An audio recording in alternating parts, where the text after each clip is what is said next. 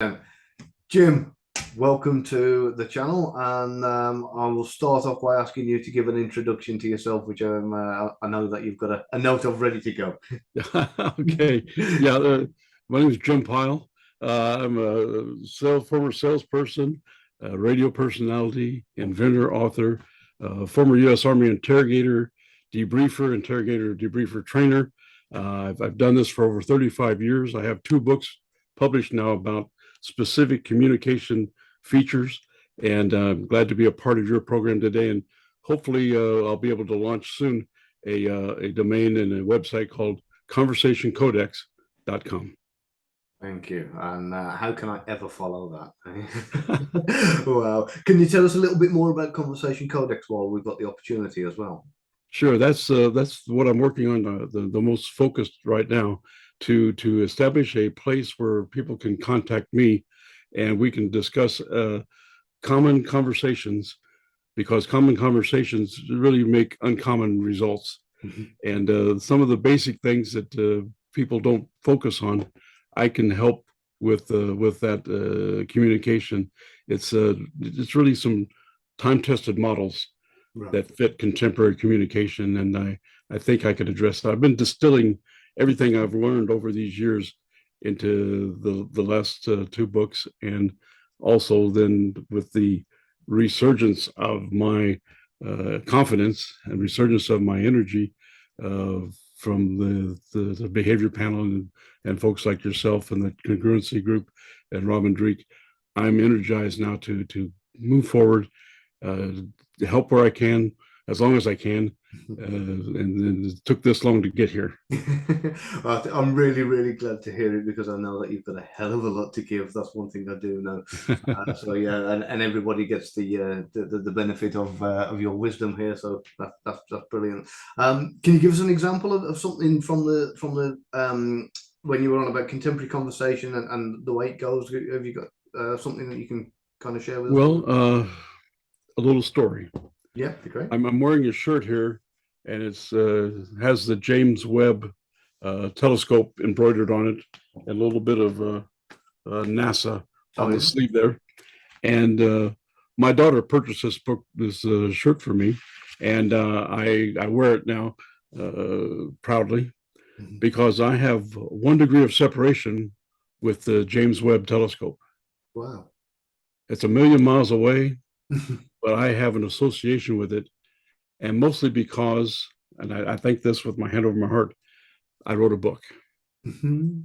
Okay, 2014, I and Mary Ann Corinth published "Find Out Anything from Anybody Anytime." It's a book about questioning and things that people in first responders and salespeople and doctors and lawyers and Indian chiefs could all learn something about questioning from. And I spent most of my life training just that in the U.S. Army, interrogation school, and the like. But my youngest daughter from my first family and my youngest daughter from my second family have a very unique trait. They're both very speech conservative. Right. I don't call them introverts, but they're not comfortable talking publicly or to person with people they don't know. Right. And they were both trying to get jobs. My youngest from the first family, she was working in Pittsburgh, and she wanted to get another job, but she could never get past the first interview for any of the jobs she applied to. And I said, "Well, what do you tell them?" She said, "Well, they ask me what they want to know, and I tell them." I said, "Well, what else do you tell them?" And there's no just that. And then I was gone on a trip, and I came back, and my youngest daughter had gone on a job interview for a national uh, commercial issue. They needed a young lady who could ride a horse and like dogs. I Mhm. said, "Kiddo, you're in." And she applied for that and went to do the interview. And as it turned out, she wasn't selected. And I said, "Kiddo, what? Tell me about the interview." She said, "Well, they asked me questions and I gave them the answers." And then I realized right then and there from both those two that I've spent a lot of time focusing on questions, and I don't think I've spent a lot of time on answering questions. And I think I know a little bit about that.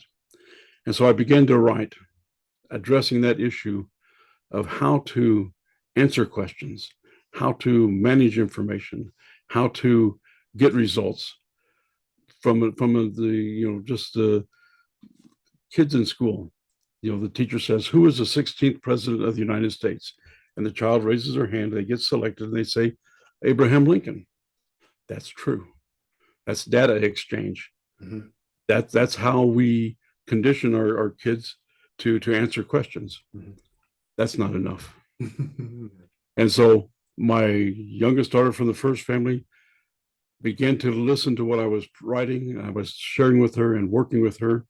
She got her second interview, her third interview, and now she works for Goddard Space Center, NASA, in Silver Spring, or near Silver Spring, Maryland. And when she first got the job, she said, "Dad, come up here and take a look." And in the big clean room, they were assembling the James Webb Telescope. Wow. And I saw it when it just had 4 mirrors attached as it was being constructed almost 4 or 5 years ago now, if I recall. So my 1 degree of separation from the James Webb Telescope came from writing this book, Control the Conversation. Wow. And so I'm proud of that. I'm excited about that. Nobody in NASA pulled her to that work. Nobody from Pittsburgh pushed her to that work. Mm-hmm. She developed that from her own very conservative, introverted, quote unquote, personality, and made that happen by using some of the techniques that I taught her about managing the information, controlling the conversation. And I can do that with people, I think, to help them in a job interview, in a workplace situation, how to just warm up the conversation.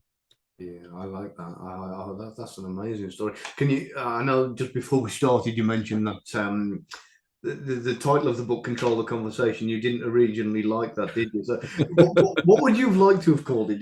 Did you? I'd like to call it all. It's all about the answers. So that would have been better actually. I would have preferred.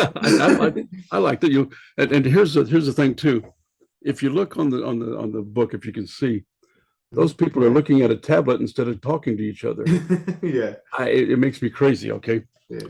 So for me, it was a matter of, yeah, you guys take care of the cover, I'll take care of the content. Mm-hmm. But I liked it better when it was going to be all about the answers. Yeah. But in that process of all about the answers, I don't answer questions anymore.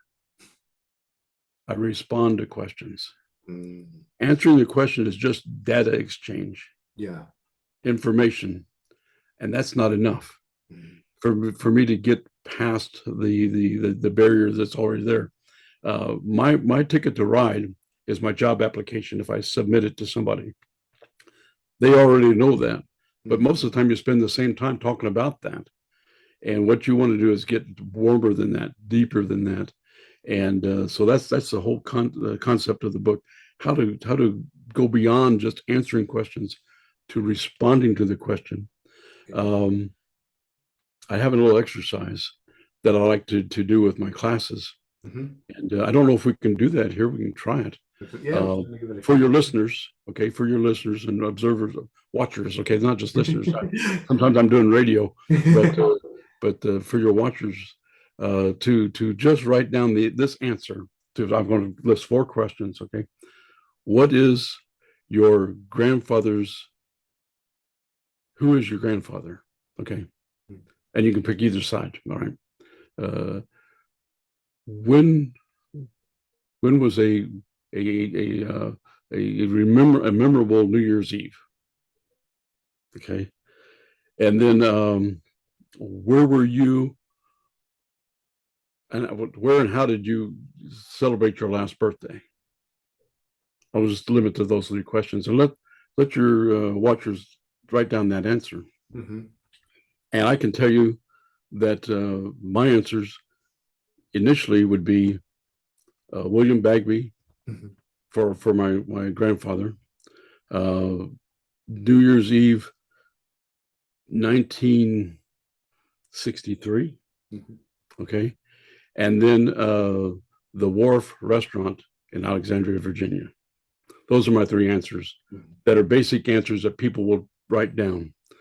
And then I'm going to talk to you a little bit about how to make that more more information in and around that. Mm-hmm. That make any sense? Yeah. Okay. Uh, the thing about questioning that I wrote about in the first book was there's only four things to ask questions about: people, places, things, and events in time. Well, guess what? That's exactly what you answer questions with: people, places, things, and events in time. Mm-hmm.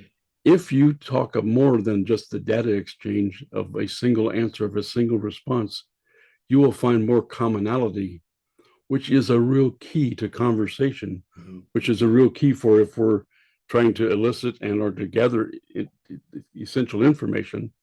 You've got to find commonality first, because then you get the rapport, and then the rapport you get the conversation you get the information you get the negotiation, with the negotiation you get the contract, and you get the information, and that's the result of that.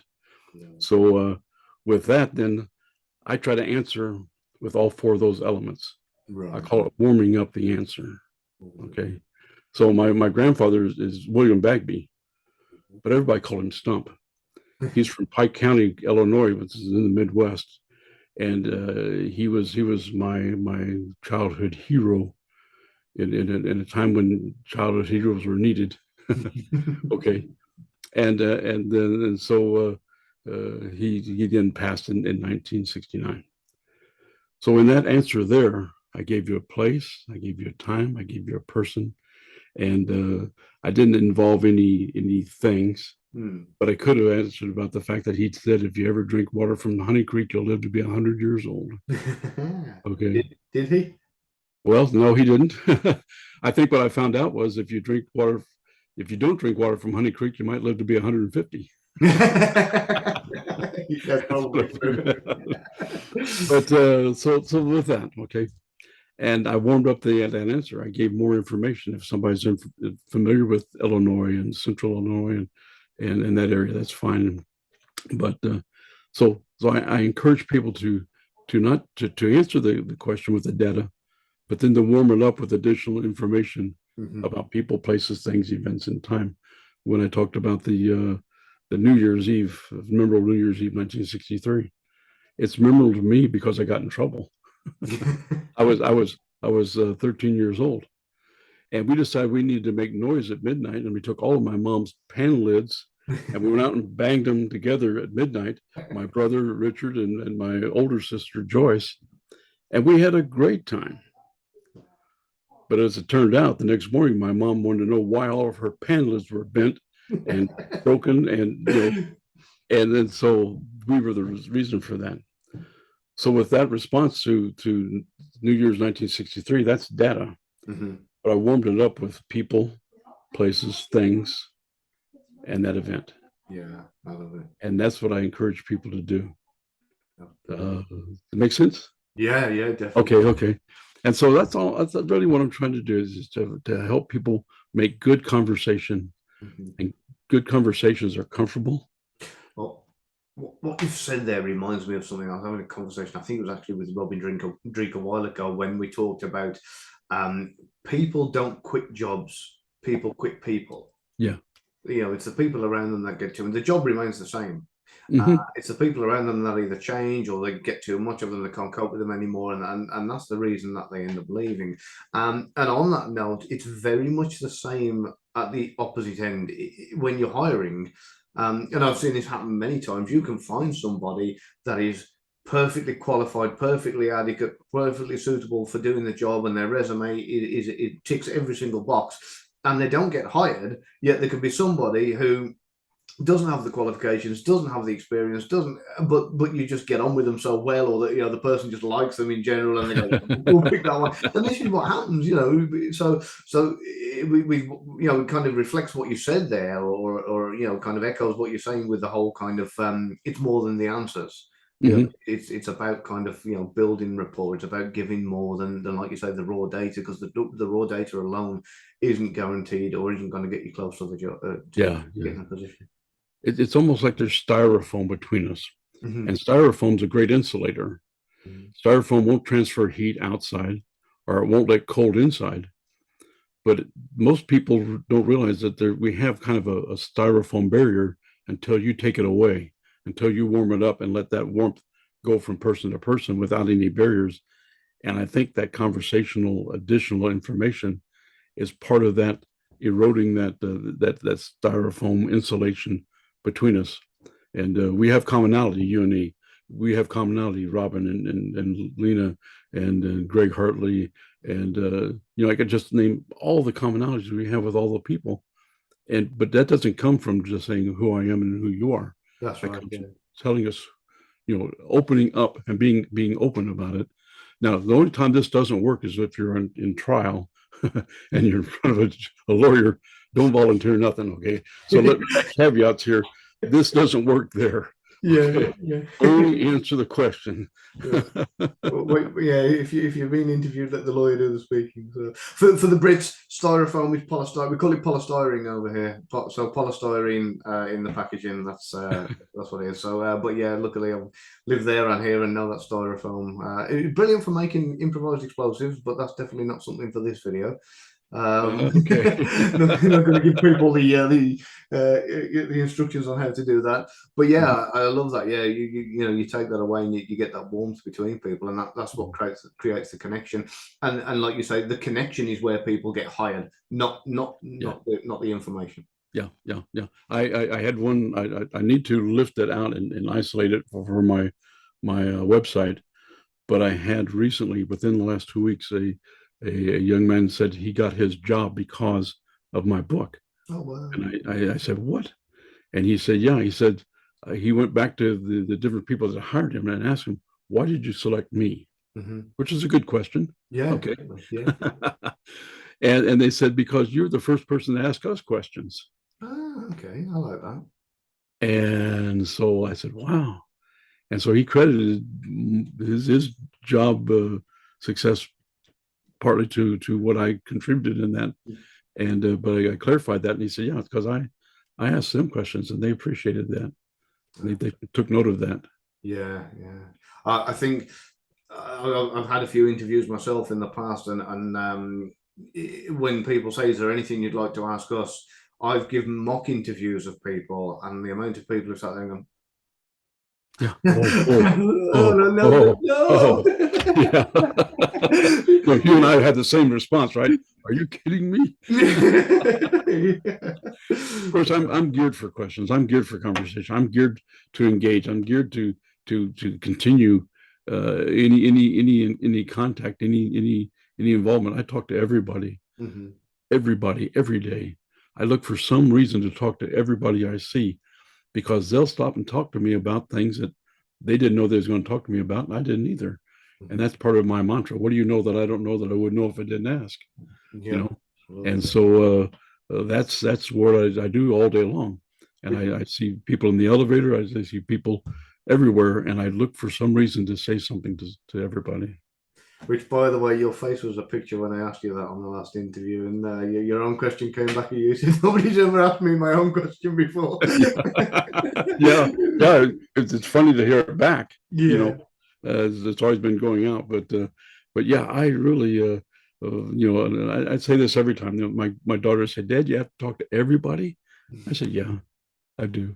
Oh, yeah. And but they get it. They understand. They allow for it, and they've seen it enough, and it embarrasses them sometimes, especially when they were younger. But they're older now. They're both in college now. And they understand.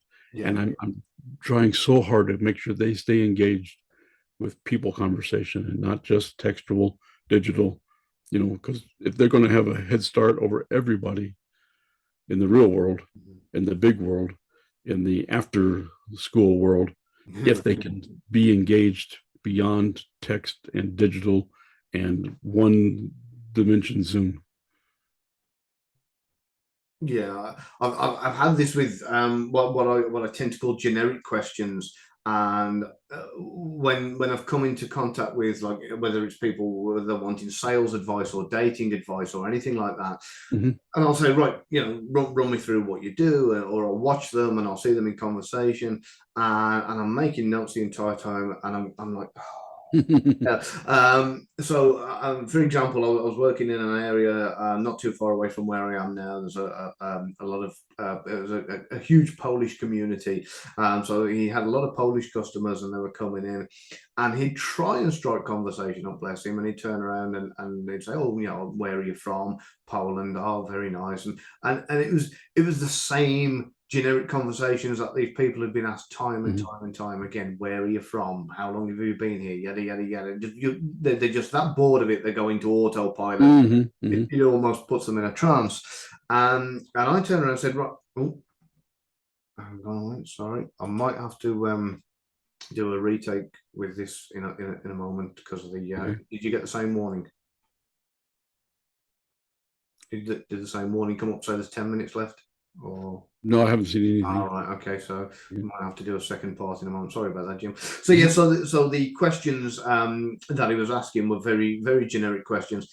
And I said, look, instead of saying this kind of thing where you're almost putting them in a trance with your questions, why don't you jazz it up a little bit? So you can start with where you're from, but when they answer with Polish, say, right, tell me one thing in Poland that I really need to see. What's if I was going there, what's the one thing that you'd recommend? What is it about Poland that makes that country different to the rest of the world? Anything that gets them go, oh, that's not normally how this conversation goes, and then you've got their attention. And that's a completely different thing to having this kind of exchange of data, as you call it, where you're going, I don't know, what you're here for, can I help you? So and he noticed when he did that, the entire feel of the conversation changed completely. Probably it's a warmer thing. It involves more than data. It involves emotion. Exactly. The heart, the mind. It engages their memory.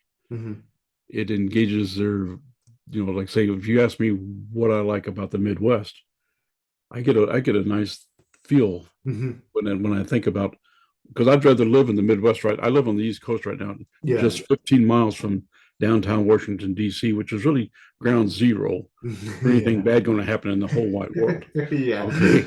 And as a matter of fact, in the Pentagon, there's a restaurant out in the middle of the middle of the lawn. Yeah, it's called Ground Zero. Yeah. Okay, because if any missile comes in, it's going to hit right there first, dead in the middle of that place. And I worked there 4.5 years, and it was a great assignment for my Army career. And I never had a bad assignment in 20 years. I'm the luckiest guy in the U.S. Army, and they're still paying me, which is crazy, but I take the money. But with that, though, if you talk about the Midwest, I get a good feel. I get a little warm surge, and I feel a little calm, because that's what I feel when I'm there. And so you take me there, all of a sudden I'm in a better position to want to talk to you, instead of just that. I can tell you why I go, what I get when I'm there, those kind of things. And so I tell you why I like the Midwest, or why I like Poland, or what I miss in the Midwest. Things I can do there I can't do here, things I can buy there I can't buy here, things I can eat there that I can't eat here, all those things. And so that's exactly, we're on the same, we're twin brothers of different mothers in that thought. Okay? To warm it up, let's talk about something besides facts, and let's get their emotions involved. And then you're from Poland, you've probably been here a while, and there must be something that you miss. And I might not even ask the question, I might just stop there. There must be something that you miss. And I like silence. I love silence. People fill it in, naturally, because they're not comfortable with it. I'm comfortable with silence absolutely anytime. Oh, it's a fantastic tool. So I usually employ that instead of a question mark at the end. I just let it dangle. And they'll fill in, and then they'll tell me something I can follow up on. That makes it easy what I do. You on about the I'm going to backtrack slightly and then come forward to where we are. I'm just thinking about the little cafe restaurant in the middle of the Pentagon, in the middle of the lawn there. If memory serves correctly, I believe that the Russians thought that it was an entrance to like a lift shaft that went underground, because they were saying that there's people coming and going all day. And they thought it went Yeah, 20 miles underground, and it turns out it was a canteen. and they also thought that it was a cover for a missile silo, Yeah, that was, yeah, right dead out of the middle, yeah. and so yeah, there's great lore and great stories that could be told, shouldn't be told, will be told, Oh. and long since forgotten. But it was a great. I worked counter drug South America when I was at the Pentagon, and I was an enlisted guy, Mhm. and I worked in an office with all officers. So you know what that meant. I got to do a lot of the nug work, you know. But it was great. It was great to be a part of it, to watch it, to participate in it. I was a squire to some great warrant officers who were in and out of Columbia on a regular basis, and I was the guy that kept all the paperwork going and kept all the visas and the traveled and the secure stuff that had to go and come back, and really it was a landmark assignment for a mid-career. Most people end up getting on at the end of their career. Mhm. Mine was dead in the middle, and it just made for a great rest of my Army years. Yeah, so many fantastic achievements, and yeah, I remember you used to tell me off when I used to call you a legend when I'd introduce you into the you're one of the Yeah, most humble people that I know, and kind of very modest. But when I look at the things you've done and the things you've achieved, wow, just amazing. thank you, thank you. Complain Yeah, too much. So, right then, what we'll do is continue, if that's okay with you, Jim. We originally said that we were going to do this whole thing about the questions that you never got asked that you wish you right, got asked. right. So what I'd like to do, I'd like to cover some of those, if that's okay with you. And this is the bit where normally I'd ask the questions, but now you've Yeah, got to ask your own questions to yourself and then answer them. So yeah. this will be Well, interesting.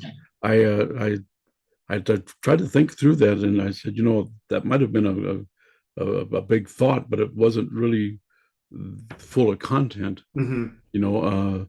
But my book, originally was a lot of data Yeah. and methodology, and it lacked, in my mind, looking back, some of those the more engaging questions, about why Yeah. and those kind of things. So there's more categorical as opposed to specifics in that statement that I made.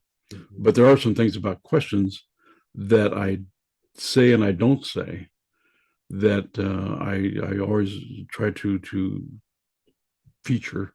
Mhm. The things about what I never say about questions would be, I never ask for permission. Mhm. And people do it all day long. They do it all the time. You mind if I ask you a question? Which Well, always if I happens. said yes, what would you do?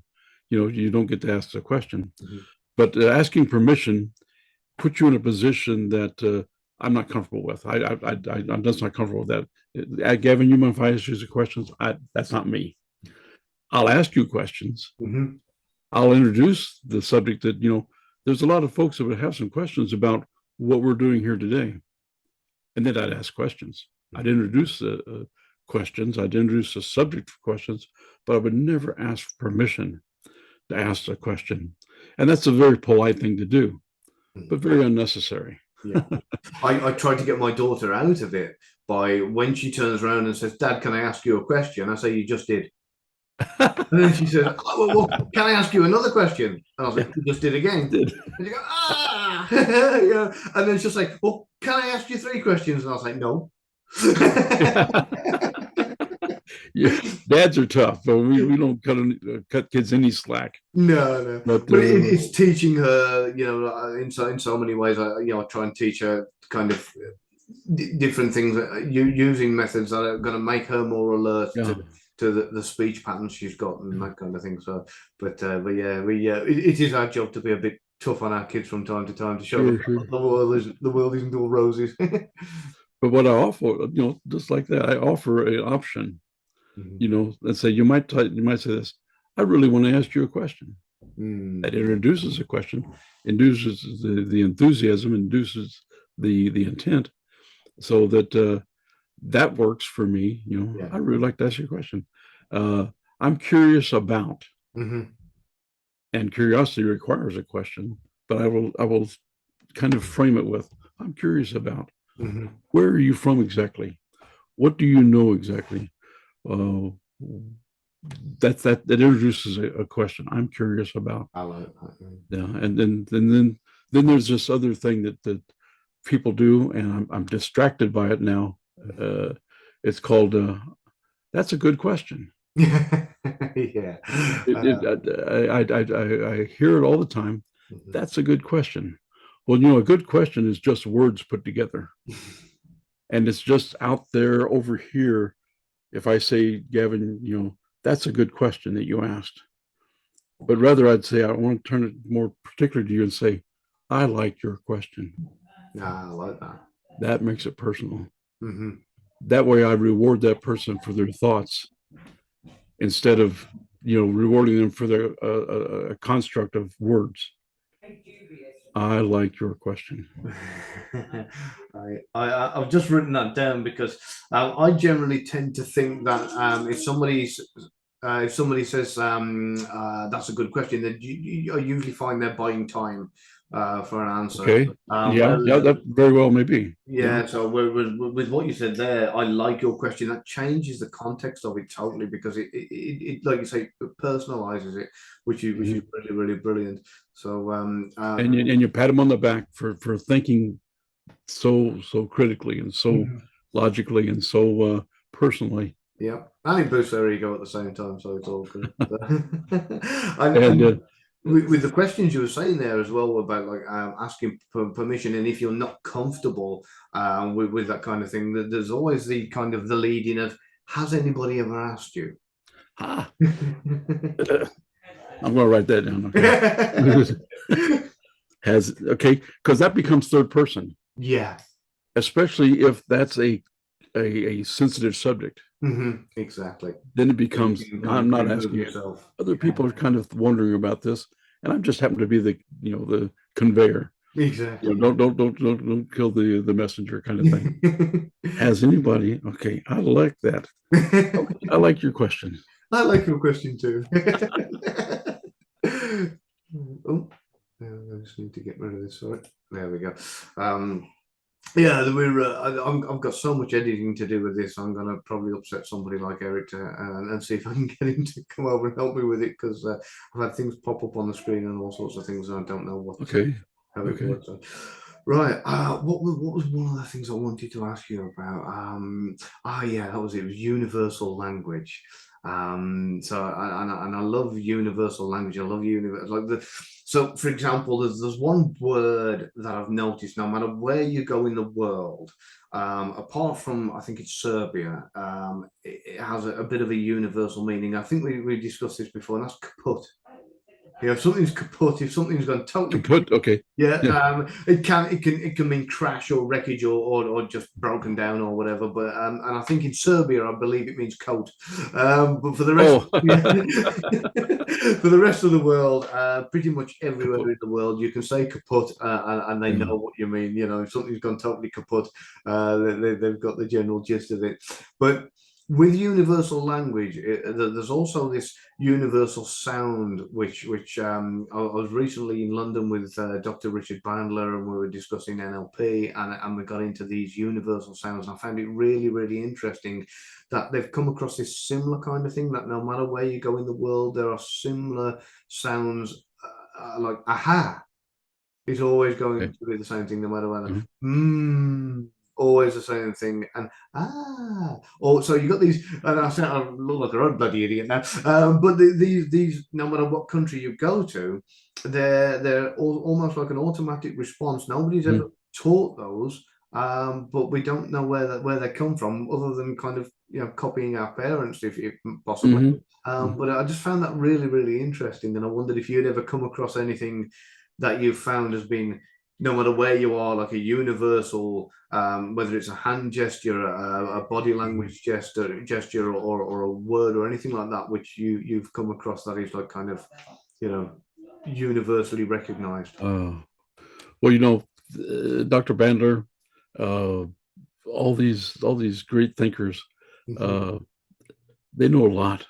They know the brain, they know the nervous system, they know the chemistry, they know the electricity. I don't know any of that stuff. you know, I know from the school of hard knocks. You know, some people graduated cum laude. I graduated laude cum, but really, there are so things that there's universal. There are some things that you know that's a thought. You know, in every language, that's Yeah. a thought. I'm thinking. I you know that's a quiet. There's so many that are universal. Then of course there's some that means so many different things in so many different places. But Yeah. you have to be careful. But really, I'm not aware aware of the things that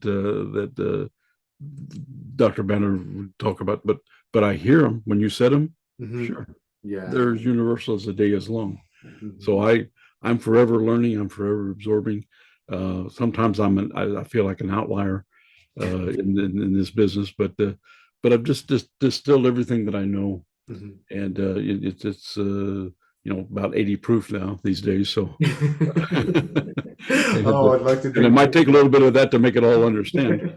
Yeah, But that definitely. but really, I don't have that depth. I envy those and I learn from those, but I don't. I can't really push those forward. So when you and Greg Hartley link up, do you generally tend to speak more about cars or more about body language and communication? Well, that's a compound question, and the answer is yes, because it applies to both. Matter of fact, I talked to Greg this morning, and we're going to get together tomorrow, talk more business stuff. But he's rebuilding a '58 Chevrolet from Wow. the inside out, over, under, sideways, down, and Wow. it's almost ready to drive out the garage now. And so I want to come down and see it someday. Yeah. And I'm thinking it might be in the next few weeks. But in the meantime, though, we talk about how to do what we're doing here, how to get the word out, how to help people, with their daily work and their daily interactions. And so this is just you and you talking, and people get to watch. Yes, great. you know, and I'm as comfortable here as I am anywhere else in the whole wide world at any one time. This is cool, and so I'm privy to talk to great minds, to about great things, and contribute my portion, whatever that is. Yeah. Oh, well, please tell Greg I said hello. It's been a while since I've chatted to him, so I must catch up with him again soon. So, but yeah, we are lucky to be surrounded by these kind of titans that we can share Yeah, knowledge and yeah. information with. So, and hopefully each and every one of these, whether it's a video or a podcast or whatever else, has a domino effect that passes on some nuggets of information to people. And But it's a small community. It's really not a large community. no, no, Uh, the folks that do it well uh, are revered and respected and sought after, mhm. and they've written and we can read, and they've podcasted, we can watch, and they've radioed and we can listen. It's a good time. This is probably the the the the highest point I've ever seen. The focus on body language, the highest point I've ever seen on communication, good communication, because we see so much bad communication Oh yeah, every day. If you watch commercial television, you're assaulted with bad communication constant. every day. Yeah. And I, uh, I spend my time sometimes critiquing commercials. Some are very, very good because they get to the heart. They get to the envy that you want to be like them or have that thing. But we're being bought and sold Yeah. every day, all day long. 7-8 minutes out of every 30-minute program, they're selling something, Yeah. and we some people aren't defensive enough not to be sold. And so I hope that maybe I can address that someday too. Some of the things that it's really just the drug business with everything for sale. Yeah. Here, we'll give you a free one now, and give pay later. It's a typical drug deal. Yeah. And so it's it's another area to look at to make a difference in. I want to make a difference in the 911 dispatch business. Greg Hardy tells me that AI is going to take that over someday, and that'll be terrible because if you don't know the right words to say, or you don't know the right way to say them, it might miss the human connection that's there. They only have seconds, they only have minutes to hear what the situation is and to dispatch the necessary response to it. And they've got to be as good as they can be at it, and even catch those little nuances, like a person calls for pizza on the 911 number, and it's really a call for help. Yeah, and they make that call. I don't think AI is going to do that for them. No. And so I'd like to be involved with helping those people who need to ask questions become very more effective and very more efficient, because lives are on the line. Yeah. In fact, now that you've mentioned that, I think it's actually a brilliant time for anybody calling 911. If you're ever stuck in a position where you cannot talk, if you're under threat, if you're hiding, if you're under a bed, if you're in danger of your life, or you for whatever reason you cannot talk, maybe you don't even have the phone to your ear, you maybe got it behind your back, just press the number 5. And every time the operator says something, just continue to press the number 5. This is a universal signal. It works the same in the UK as well. And the operator is trained to pick up the fact that you pressing the number 5 is a signal for them to say, I can't talk. I can only communicate by pressing the number 5 on my keypad to let you know I'm in danger and I need help. Please track my phone. Please get somebody out to me.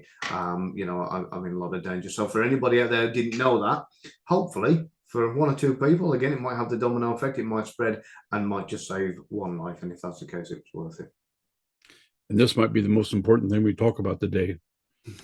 Who knows? It may well be. So, like I say, if it saves 1 life, it was worth 30 seconds or whatever it was to let people know. So, which is crazy, And again, there are people who can only speak in foreign languages, or there might be a language barrier, any number of things. So, might be a useful thing. So, but yeah, as you were saying, if it goes over to AI, this is something that you can't talk in veiled speech to AI. Somebody on, like you say, a human operator, and someone's there saying, yes, I'd like a pizza, and you go, this is 911, it's an emergency. Yes, I'll have pepperoni with that. You do realize you've got the emergency services. Yes, I do realize that. Yes, I would like the extra large one on offer. Yes, please. And so, and can you send that out straight away? And the operator eventually will go, yeah, okay, I get where you're coming from now. I'm assuming you can't talk, and oh yes, I'd love that deal. And this, like you say, AI is not going to pick up on that. It's not going to recognize that veiled speech. And there are lots of other things, like you say, the little nuances, the even down to the statements that are made from that very first contact with the person that's dialed the emergency services. Technically, you can, I've done it myself. I've done statement analysis on 911 calls. And, it's really funny because you can tell.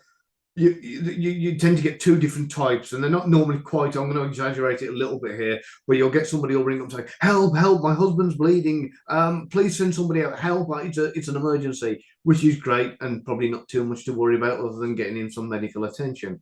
And then you get the other one which goes, help, my husband slipped and tripped and fell on a knife and stabbed himself and he's dead. I was out shopping. And the biggest indicator of that is the non-pertinent information at a time that's not appropriate. Just yesterday, here in Central Virginia, Northern Virginia, there was a murder. Four people were murdered in their house down about 15 miles south of me. And of course, from the 911 call, that was the person who committed the murders. Because they tried to disassociate themselves from what happened. But it all happened in the house. But he was talking about the facts that shots were fired into the house from the street, blah, blah, blah, blah, blah, blah, blah. And that was not the case. And that person's in custody now. Wow. But that 911 call was telling. And helped to apprehend within a day. And that's key. So, sometimes the killer's the caller. Yeah, exactly. Which happens a lot. It happens a hell of a lot. And of course, you have got the whole thing there again, going back to what you were saying about the AI. That if it's a person on the other end, and they're speaking person to person, the first thing they're trying to do is convince them and tell their story and convey what was happened, and kind of persuade the person on the other end of the phone of their innocence and get their Mhm. story over. Whereas if it's AI, they won't even try to do that. No, it's They'll be just like, just yeah, data, yeah, data, exactly. data. And it goes back to what you're saying, data exchange. So brilliant, love it. So, right, I got to ask you, what would you say is the best advice that you've been ever in your life? It doesn't have to be career associated, but throughout your entire life, I've been given so many bits of advice in my lifetime, and I know so many people who always have great things to say, and I know that you're a minefield of amazing bits of information. So maybe possibly even your top three if you can go that far, but useful bits of advice that you've received in your life that you have either lived by, sworn by, or thought it'd be great to pass Mm. on to other people. Well, I had a friend by the name of Bob Brubaker. He was a sales trainer, and when I worked for Forest Lawn Memorial Park, which is the grandest cemetery in all of Southern California and the grandest privately owned cemetery in the whole United States, it is the most beautiful place in Southern California that you'll ever go to. You'll see more artwork. You'll see more uh, peaceful place to be. People get married there. It's that Wow. beautiful in a cemetery. Wow. And so cemetery, I know it has a gift shop. Okay, and tours, and famous people are all buried there. But that's not the feature of this place. But I got a job there. I came from cemetery sales in the Midwest and came out to Southern California and got immediately hired by Forest Lawn. And my sales trainer for the field training was Bob Brubaker, who was an actor. Mm. And some of the things that he had done just before I met him was the movie The Sting. He was in that as a character, and he did a lot of the old television shows that when I grew up with, I watched, not knowing I didn't know him then, but I got to know him as the actor. I got to know him as a sales trainer, and he got to know me, Mm-hmm. and he knew where I was at in that time. I was, let's see, 79. I was 29 years old, and I'd been uh, probably just living what everybody else was expecting me to be doing. I was obligating myself to other people's expectations, Yeah. and he helped me bring a stop to that. Oh wow. And he gave me a book. He said, "Jim, read this book." And I said, "I don't do much science fiction." He said, "Read this book anyway." He said, "You might find yourself there." Mm. And I did. It was called Stranger in a Strange Land by Robert Heinlein, a famous science fiction guy. And I really began to find me. Mm-hmm. That was the point where I began to find me, and allow that I have my own views, I have my own feelings, I have my own future in my hands, Mm-hmm. instead of doing what other people said. This is what you should do. This is what you're good at. Let's do that. Yeah. And so that was my turnaround point where I said, let me find out who I am. Let me find out what I know. Let me find out what I want to do. Yeah. Okay. And that was after college and all those. College just gets you out of the house. Okay. Yeah. That's what college does. And your parents go, he's gone. But it doesn't get you really future. It's a transitory thing. Mhm. And so college just was a transition to other things. But the cemetery sales was good. I learned a lot about people. I learned a lot how to motivate people. I didn't manipulate people. I managed their feelings and their to accept truth and a view and a concept, Mhm. and then put money to it. Okay. And yeah, because I mean, if you don't sell, you don't eat. Yeah, And so, exactly. Yeah. and the commission sales is a good way to really drive you to good sales. Oh, definitely. But that was the first person who said, Jim, you got to be you. Yeah. And he recognized me as a person, and I always appreciated that and respected that. And Wow. and Bob Brubaker holds a special part in my life. Wow. Um, Other people, I I credit father for a lot of things that I didn't do in life. Didn't follow him in life, Right. and he helped me stay away from some things in life that it was passive, but it was essential. Wow. Uh, I our think, relationship wasn't good. Alcohol is a bad thing for our family, yeah. and but it helped me to be who I am today by that demonstration. Yeah. Okay, so I'll give him some credit for who I am today, but it comes at a different angle. Oh yeah, I could tell. I know there's a great story there, which maybe one day we'll sit and discuss it, and we'll have a barbecue and have a good old Yeah, chat. yeah, okay, yeah, Yeah, but but not not today. here. And then my brother Richard, who when we were in our home, and home wasn't good for two kids, we found our world outside of the home, and he was the best brother a brother could have. He's passed, but he was the guy who took care of his little brother, and we did cars, Yeah. and we did cars all day, every day. Every bit of our money went to cars, and it kept us out of trouble. Oh, It kept us out of trouble. And to this day, when I go to the Indianapolis 500 every year that I get to be there or listen to it on the radio or see it on TV, right. he and I commune again, and I cry a little bit, and then I move on. Wow. So you've got proper cars over there. You got really and I can see why you've got the passion for cars. We did over here. We got like our Austins and our well, the Rovers don't exist anymore. Neither do Austins. MG just about exist, but I think they've been bought out. Jaguar was Mm-hmm. by Great classic cars, yeah. I think XKEs, you know. yeah, yeah, and there's only a few of the original British cars left, like Aston Martin. I don't know if they're even owned by the Brits at the minute, and Bentley. But yeah, the nice, prestigious and sports cars are okay, but the muscle cars over there in the States, the Mm-hmm. Mustangs, the Camaros, I mean, they're just something else. You know, I'd love to come over and buy myself an old Dodge Charger or something along those lines, or a Chevy Impala, and just Yeah. I think my dream would probably be like a little black C1 convertible or something, and Mm-hmm. Mm-hmm. Mm-hmm. but yeah, that's yet again another story for another day. So, Yeah, yeah. uh, Well, you said Dodge Charger, and I sold my '57 Chevrolet in 1968 wow. and paid $1,800 down for a Dodge Charger RT, Mm. 440 horsepower, with a black vinyl top and the RT badges on the side. And I was looking good for a while. Oh, but It made well, me look good.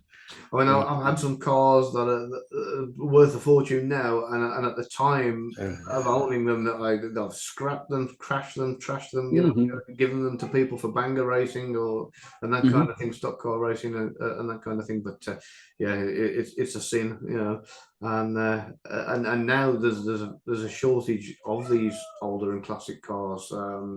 The government did a scrappage scheme over here. mm-hmm, mm-hmm. Did you have a similar thing over there at all, We or did that, yeah. yeah? Gas guzzlers, or they would you take a old car in that was not efficient with gas, and they'd pour sand in the gas tank, run it, and kill the engine, Hmm. and give you a certain amount of money, and Yeah, then crush it, and it's gone.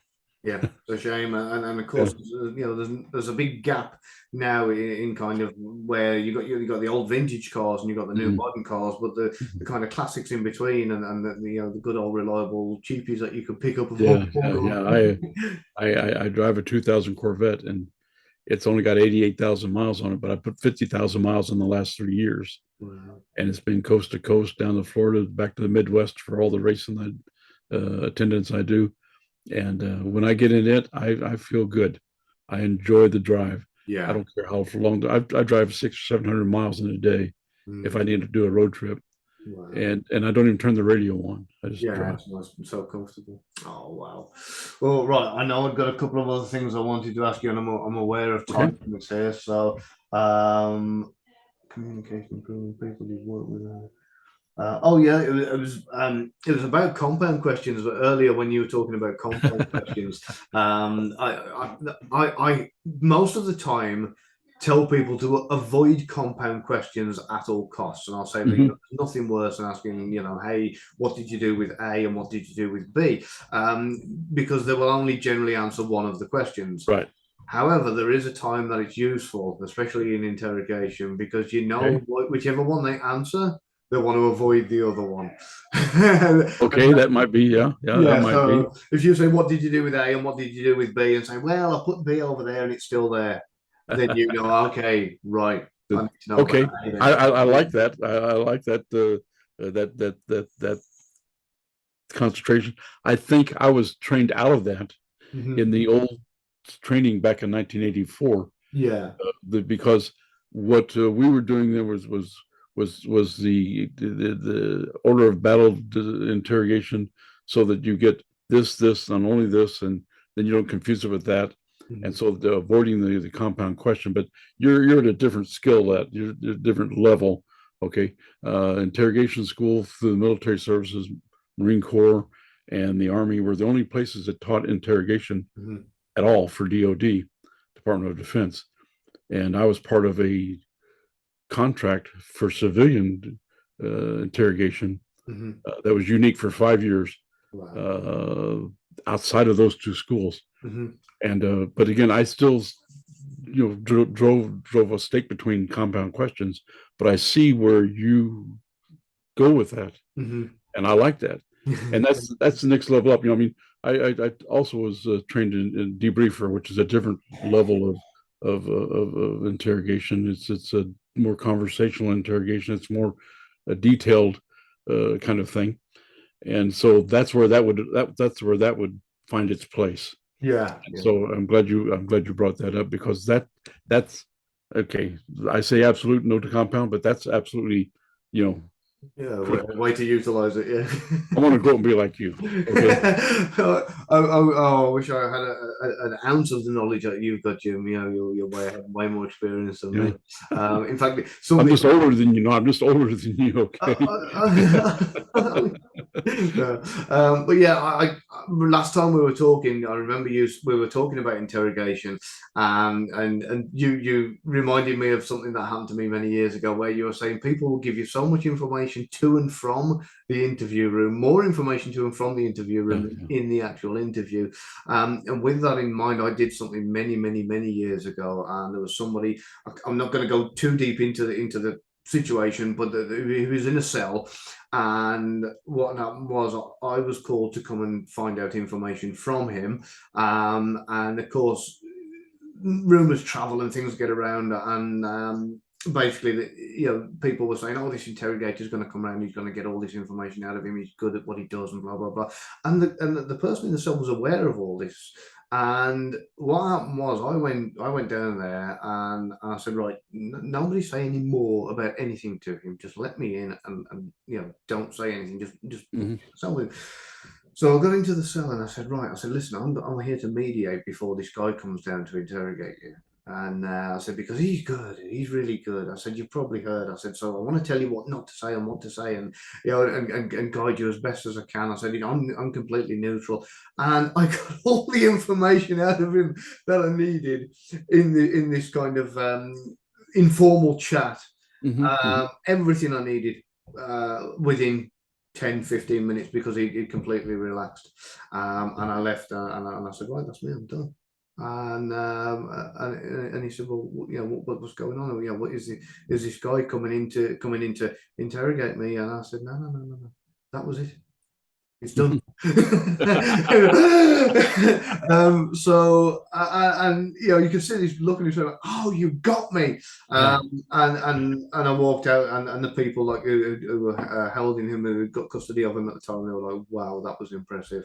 And Yeah. Yeah. Yeah. I said I probably wouldn't have taken that route if it wasn't for you guys first, all rattling the cage and saying, somebody's Well, coming down. And yeah, yeah. so The Hans Scharf change of scenery. yeah, Uh, the walk in you the know, park. Yeah. sometimes I watch these police interrogations and interviews, and they come in with a whole stack of stuff like that's all their evidence, Hmm.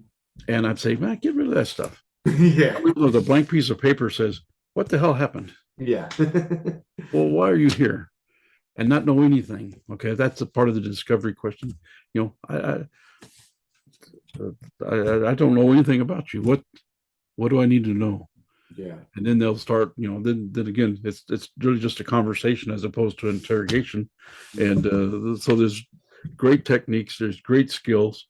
That's a great story. I like that story. I like the results. It's kind of like a disclaimer. You're going in and say, well, this guy's coming and you're that guy. So that's so cool. And so yeah, there's It'll only ever work once though. the approaches work. Yeah. They work, and people can get comfortable, except if they're always on the defense, and you just take that defense down. You take that styrofoam away. Yeah. You take that, get them out of that room with the camera. Yeah. And of course they got to record it and for legal, all those reasons stuff, and for protect the interrogator for his skill set, but absolutely got to bring them at ease. Yeah. You got to take away the styrofoam barrier, warm it all up, and then your big the battle's done. Yeah. Just got to do that little hand wrestling, about some information. Yeah. And then it becomes that link and that connection that we were talking about, rather than just a data exchange. You can. We've got just less than 5 minutes left, Jim. I want to thank you very much for your time. It's been absolutely brilliant conversing with you. I always love chatting with you anyway. Well, it is a pleasure, and it's no work at all, because it's just you and me talking, and the folks get to watch, and that's fun. And hopefully Ben too. I'm sure they will. And so yeah, I thank you for inviting me. I thank you for feeding me ideas to talk about, because that's I just have experience, I just have age, and I just have some book knowledge, but we put it together so well, just conversing, and that's the key with what we do here. And I want to be a part of that, to make it for everybody to be better doing what we're doing. Yeah. Which is just conversations. Brilliant. Well, I mean, if you want to give me a call in the week, and we'll have a chat and go through some tactics and procedures and that kind of thing, and then techniques that we can bounce around, then by all means, it'd be great. All right, man. Definitely. Good deal. Right, before we end, where can everybody find you? And if somebody wants to hire you for like $10,000 an hour for the day, then okay, and you get 10% cut on that. There's a email I have now called stillknowstuff. Brilliant. Because I that's what I woke up one day and I still know stuff. And so just a single word, no spaces, stillknowstuff@gmail.com. Brilliant. That's a good email address. And then hopefully I can come back to you in a week or two and give you our domain conversation codex. It's not published yet, but it's getting close. Fantastic. And when you do, I'll put that down in the show notes. Great, thank you. Section. Brilliant. Yeah. Jim, it's been a pleasure. It always is. Thank you very, very much. Okay, man. We'll see you. Cheers. Right. That'll be cut there. We have actually got only just over 2 minutes left before the meeting begins again. So, but yeah, we've this is the downside to having this 1 hour limit on this Zoom. So I can see if this is going to be a regular thing for me, I might have to get my hand in my pocket and pay for the upgrade. Well, I really enjoyed it. Had fun. Okay. Thank you. We got to talk about a lot of different things that we couldn't have scripted this and still got where we got. Oh, definitely not. No. So I like that. I really like that the best. Yeah, I take 1 or 2 notes, but I like it as free flow as it possibly can. Yeah. I got my notes. Has anybody? Yeah. Yep. What was it? I was also going to ask you.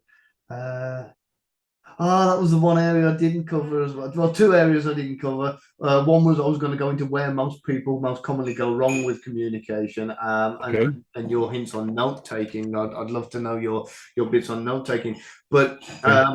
When you were on about bad communication, this is an area that I reckon we could probably maybe address sometime in the future, because the people might be able to comprehend what good communication could be or is, but at the same time aren't always aware of what bad communication is. And Mm-hmm. I always think of that line in the comedy where the guy is holding the nail and the other fella has the hammer, and he says to him, "When I nod my head, you hit it." Yeah. So Yeah. So that's perfect. You know, that's exactly what bad communication can be. exactly, Bad results. That's and good. I see it so frequently, like you say, not just on TV commercials, but in other areas. And you know, I like the saying. I've said it a few times myself. I'm responsible for what I say. I'm not responsible for how you comprehend it. Right. You know, Right. and you, I found as going into life, your level of communication is only as good as the other person's level of comprehension. Yes. Yes. And this is where